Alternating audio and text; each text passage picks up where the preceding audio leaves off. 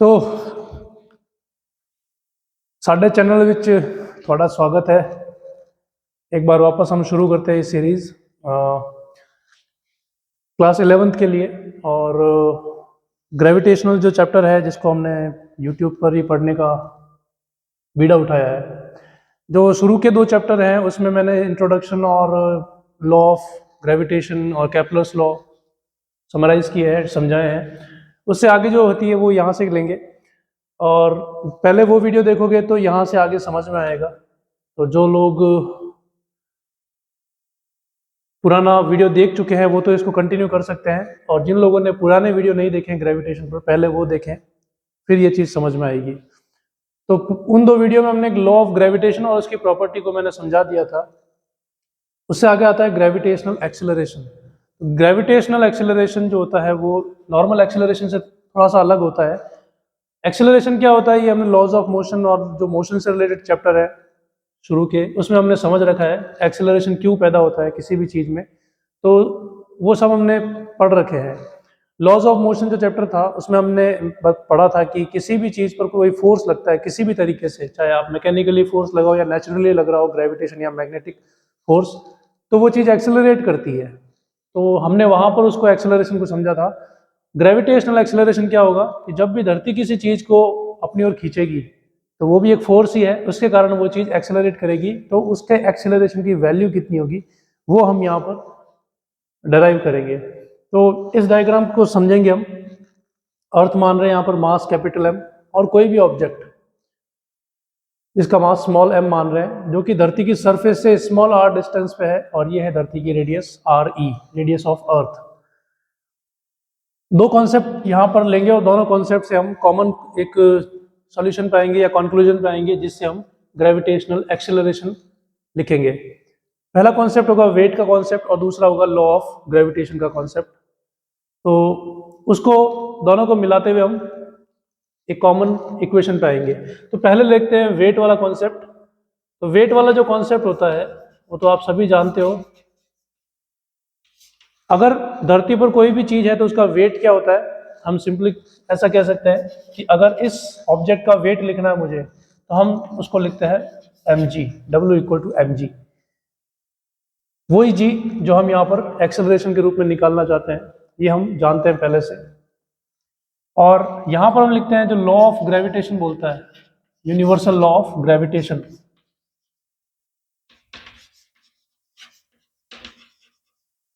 उसके अकॉर्डिंग हम क्या लिखेंगे कि 2 मासेज हैं m और m, जो कि इतने डिस्टेंस पर है, सेंटर टू सेंटर डिस्टेंस होगी उनकी r e + r। तो उनके बीच में अट्रैक्शन फोर्स कितना होगा। लॉ ऑफ ग्रेविटेशन में हमने ये पढ़ा था कि ग्रेविटी एक अट्रैक्टिव फोर्स ही होता है बाय नेचर। तो इन दोनों के बीच में जो ग्रेविटेशनल फोर्स होगा वो होगा g m small m upon उनके बीच की सेंटर टू सेंटर डिस्टेंस, वो होगी r e plus small r और उसका स्क्वायर। ये m और ये m यहाँ पर बता रखे हैं। ये g होता है ग्रेविटेशनल कांस्टेंट, इसकी वैल्यू भी प्रीवियस वीडियो में बताई गई है, आप बुक में भी देख सकते हो। तो ये दोनों हम लिख सकते हैं, लेकिन हम ये कहेंगे कि ये दोनों इक्वेशन हमने लिखी तो एक ही चीज़ के लिए है, इसके लिए बस इसका जब वेट लिखेंगे तो उसको mg लिखेंगे, और जब इसका अट्रैक्शन फोर्स लगेंगे धरती की तरफ, पुलिंग फोर्स, तो वो होगा ये gmm upon r e + r whole square. तो since these 2 equations are indicating towards one thing और वन ऑब्जेक्ट, इसके लिए लिखी गई है, इसलिए हम कह सकते हैं कि the weight felt by the object here is the same force which is being applied by the earth on here। तो हम कहेंगे कि ये दोनों इक्वेशन एक ही चीज को बता रही है। तो बहुत सरल तरीके से हम समझ सकते हैं कि इक्वेशन 1 and 2 आर इंडिकेटिंग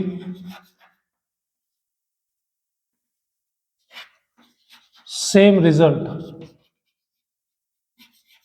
तो यहां पर हम दोनों को इक्वेट करेंगे तो mg = g m small m upon r e plus small r whole square. हम देख सकते हैं स्मॉल m आ रहा है इधर दोनों तरफ, तो इसको हम कैंसिल कर सकते हैं। तो बहुत ही सरल तरीके से हमारे पास the acceleration of earth, gravitational acceleration of earth का एक सिंपल इक्वेशन आ जाता है, G equal to capital G M upon R E plus R, जहां पर G यूनिवर्सल ग्रेविटेशनल कांस्टेंट है, कैपिटल एम अर्थ का मास है और आर ई प्लस आर जो है स्मॉल आर, यह है दोनों ऑब्जेक्ट के बीच में सेंटर टू सेंटर डिस्टेंस। तो इस इक्वेशन को हम नंबर 3 बोल सकते हैं। ये तो बहुत सिंपल चीज है, सबको समझ में आएगी। अब यहां पर एक चीज हम ये भी कह सकते हैं कि अगर यही ऑब्जेक्ट धरती की सरफेस पे होता यहां पर, तो क्या चेंज आता है इस इक्वेशन में, वो भी देख लेते हैं। एक कंडीशन के रूप में लिख सकते हैं कि इफ, जब ये ऑब्जेक्ट धरती की सरफेस पे होगा तो r 0 हो जाएगा, स्मॉल r 0 हो जाएगा। इस कंडीशन को यहां लगाएंगे तो क्या चेंज आएगा, तो if r equal to 0 then g equal to capital G M upon R E whole square. ये एक्सप्रेशन रहेगी हमारी ग्रेविटेशनल एक्सेलरेशन g की, स्मॉल g,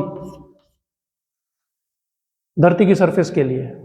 ठीक है, ध्यान रखना ये g और इस g में फर्क है। ये कांस्टेंट होता है यूनिवर्सल कांस्टेंट, मतलब सिर्फ धरती के लिए नहीं, पूरे यूनिवर्स में कहीं पर भी हम जाएंगे तो दो ऑब्जेक्ट के बीच में, जो दो मासेस के बीच में जो फोर्स होता है, उन फोर्सेस के बीच में डिस्टेंस चेंज होने पर फोर्स चेंज हो सकता है, इनके मासेस चेंज होने पर ये फोर्स चेंज हो सकता है, ये फोर्स, लेकिन ये g चेंज नहीं होगा। ये यूनिवर्सल कांस्टेंट है। और ये किस चीज को इंडिकेट करता है, किस चीज को बताता है, ये कभी किसी और क्लास में बताएंगे, अभी उसका टाइम नहीं है। आई होप इतनी चीज समझ में आई होगी। इतना समझ में आया तो फिर आगे चलेंगे कि ये जो जी होता है क्या ये कांस्टेंट होता है। हम देख सकते हैं कि इस पूरी इक्वेशन में सिर्फ ये जी कांस्टेंट है, इसको हम यूनिवर्सल कांस्टेंट फॉर ग्रेविटेशन बोलते हैं। लेकिन मास किसी भी ऑब्जेक्ट का चेंज हो सकता है, रेडियस मतलब कोई अलग अलग, अगर प्लेनेट है या सैटेलाइट है तो उनकी रेडियस अलग अलग हो सकती है, या कोई स्टार है, तो उनकी सरफेस पर अगर हम जाएंगे तो क्या उन सरफेस के लिए ये चीज़ कांस्टेंट हो सकती है, तो हम कहेंगे ये कांस्टेंट नहीं होगी, क्योंकि अलग अलग प्लेनेट के लिए छोड़िए, अगर हम एक ही प्लेनेट की बात करते हैं, प्लेनेट अर्थ, तो उसके लिए भी हम कह सकते हैं कि यहाँ से अगर ये ऑब्जेक्ट और हाइट पे चला जाए तो ये आर चेंज होगी, और देखें तो ये पूरा पार्ट चेंज होगा, तो ये चेंज होगा तो ये भी चेंज होगा। इट मीन्स अगर हम हायर हाइट्स पे जाए तो जी की वैल्यू चेंज हो सकती है। तो अगला टॉपिक यही होगा हमारा, variation in ji with height, और दूसरा ये भी होगा कि डेप्थ में जाए तो भी चेंज हो सकता है क्या, तो ये दोनों देखेंगे अगले पॉइंट में।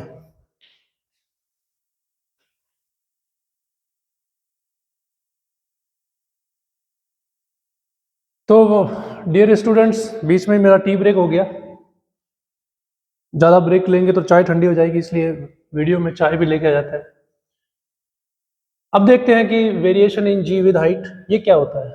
तो बस समझाया था मैंने अभी कि जैसे जैसे हाइट गेन करते हैं तो जी की वैल्यू चेंज होती है। अब आप जब तक हम वीडियो में आगे बढ़ते हैं तब तक आप गैस कीजिए कि जी ऊपर चलते चलते कम होता है या बढ़ता है। तब तक मैं एक दो सिप ले लेता हूँ चाय की।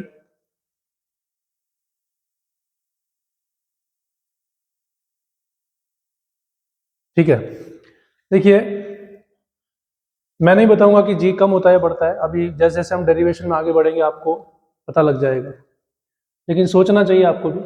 अगर सोचा तो अच्छी बात है, नहीं तो फिर समय आपको अपने तरीके से सिखाएगा, तब आप सोचना शुरू करोगे। ये मेरा मोटिवेशन स्पीच है आज का, बिना यूट्यूब देखे। कुछ लोग होते हैं जो यूट्यूब देखते हैं रात को बहुत लेट तक और सुबह आकर फिर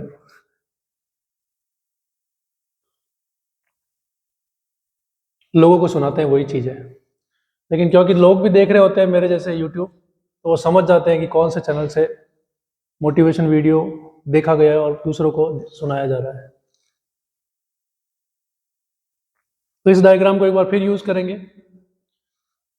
ताकि कम पॉल्यूशन हो प्रकृति में, चौक ज़्यादा चले।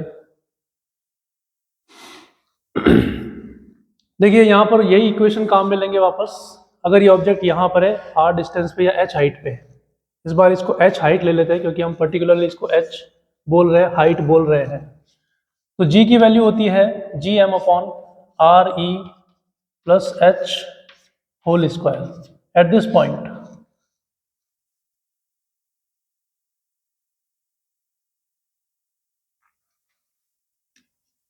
इसको हम कैसे लिखेंगे, देखिए जी एम,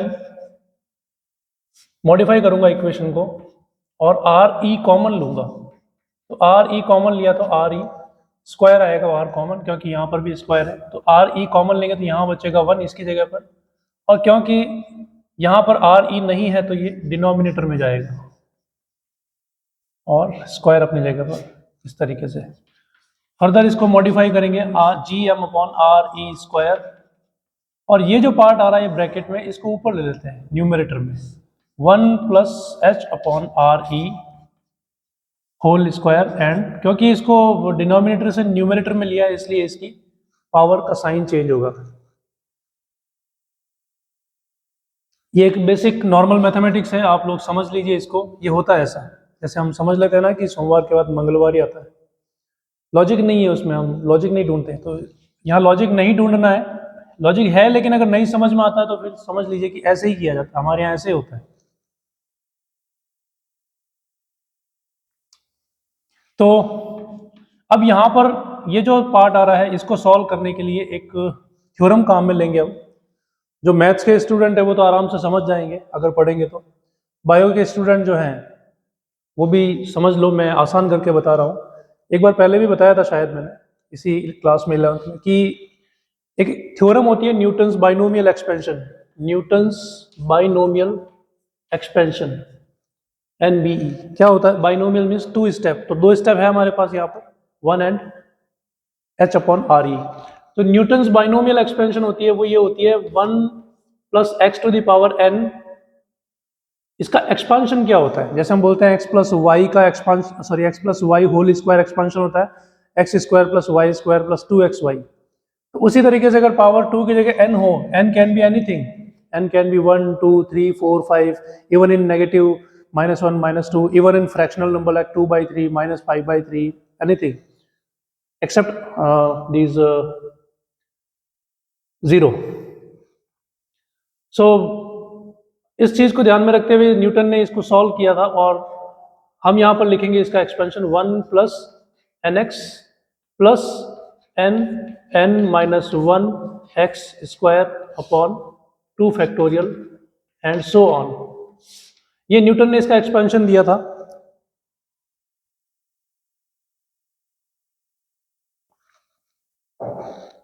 तो न्यूटन ऐसा नहीं है कि केवल एक ही काम करते थे, बहुत सारे पोर्टफोलियो मैनेज करते थे, मैथ्स में भी थे, फिजिक्स में भी थे, इन्वेस्ट भी करते थे वो स्टॉक मार्केट में, कई बार घाटा भी लगा उनको। मजाक कर रहा हूँ न्यूटन नहीं थे स्टॉक मार्केट में क्योंकि उस समय स्टॉक मार्केट अस्तित्व में ही नहीं था दुनिया में।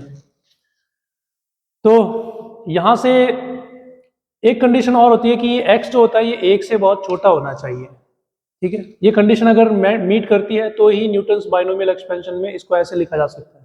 तो अब इस चीज को तो आप भूल जाइए, लिखना ही नहीं है। क्यों? क्योंकि जो क्वांटिटी 1 से बहुत छोटी होगी तो उसका स्क्वायर और भी छोटा होगा, सिंपल मैथमेटिकल फैक्ट। तो ये क्वांटिटी और इसके आगे जो आने वाली है x cube x to the power 4, उन सबको इग्नोर करना, केवल 2 ही स्टेप लेने हैं। So 1 plus x to the power n upon expanding will become 1 plus nx। So बहुत सिंपल हो गया ये। अगर ये माइनस n होता तो यहाँ माइनस n होता और x अपनी जगह पर आएगा। तो अब आते हैं वापस हमारे ओरिजिनल इक्वेशन पे। तो इस इक्वेशन को जब ओपन करेंगे हम तो ये आएगा यहाँ पर 1 प्लस एक्स, इसको x मानते हैं तो क्या आएगा 1 प्लस एन एक्स। तो n है हमारे पास -2, सो 1 माइनस 2h अपॉन आर ई, यह आएगा। और इधर है हमारे पास g जो हम लेके चल रहे हैं। ये g भी जो है सरफेस पे है, ये g की वैल्यू, सॉरी h हाइट पर थी, h हाइट पर। और ये जो वैल्यू आ रही है, अगर आप इक्वेशन 1 2 3 शायद 3 होगी, तो 3 को देखो तो आपको लगेगा कि ये वैल्यू g की सरफेस पे है, अर्थ की सरफेस पे। तो यहां से इसको आगे लिखते हैं G H equal to G S. G S means the value of G on surface of earth. तो सिंबल्स को अच्छे से समझना ये बहुत जरूरी है। 1 माइनस 2h अपॉन आर ई। तो न्यूटन्स बाइनोमियल एक्सपेंशन को समझ जाओगे तो इसको ऐसे लिखना भी समझ जाओगे, बहुत आसान है। देखो यहाँ पर लिखेंगे इसको जी एस, ओपन करेंगे ब्रैकेट को जी एस, तो माइनस इसको भी जी एस से ओपन करेंगे, जी एस 2h/r/e, ये आता है जी एच। मीन्स h हाइट पर जो ग्रेविटेशनल एक्सेलरेशन की वैल्यू होगी वो होगी G S minus this quantity. अब इस क्वांटिटी की वैल्यू कितनी है वो अभी हमारा फोकस नहीं है, बट कुछ तो वैल्यू होगी इसकी, क्योंकि यहाँ पर जी एस आ रहा है, एच आ रहा है, आर ई आ रहा है, R E means radius of earth. तो वो क्वांटिटी बहुत छोटी होगी, बट छोटी होगी फिर भी ये इसमें से घट रही है। ठीक है, अब आप वीडियो को पॉज करके देख लेना कि क्या मैं समझाना चाह रहा हूँ, लेकिन मैं आगे बढ़ रहा हूँ। यहाँ पर मैं लिख सकता हूँ कि हाइट पर जाने पर जो एक्सेलरेशन होता है due to gravity which reduces और decreases compared to on the surface, ये रिजल्ट हमारे सामने है। जैसा मैंने क्वेश्चन पूछा था शुरू में यहाँ हेडिंग के बाद कि जब तक मैं चाय के सिप्स ले रहा हूँ, आप बताओ मुझे जी की वैल्यू हाइट पर जाने पर घटती है बढ़ती है। तो यहाँ पर वो कंक्लूजन के रूप में आ गया कि when we go up from the surface of earth the value of G due to gravity decreases. ठीक है, थोड़ा इसको एक्स्ट्रापोलेट करें इस कॉन्सेप्ट को या इस रियलिटी को, इस फैक्ट को, कि ऊपर जा रहे हैं तो ग्रेविटी की वैल्यू कम हो रही है, तो कम होते होते एक पॉइंट ऐसा भी आएगा जहां पर जीरो हो सकता है। ठीक है ना, अगर ये बात समझ में आ गई तो कमेंट में लिख के बताना कि जहां पर जी की वैल्यू जीरो हो जाएगी उस पॉइंट को, उस या उस पूरे एरिया को, उस स्पेस को क्या कहेंगे हम from the gravity point of view. Repeat कर रहा हूं, क्वेश्चन सुन लेना। ये यहाँ पर हम कंक्लूजन निकाल के बैठे हैं कि जैसे जैसे हम हाइट पे जाते हैं किसी भी प्लेनेट से, it is not only about the earth, it is for all the planet और दियर सैटेलाइट्स और स्टार और any body which has its sizeable gravity. तो उस सरफेस से ऊपर जाते हैं तो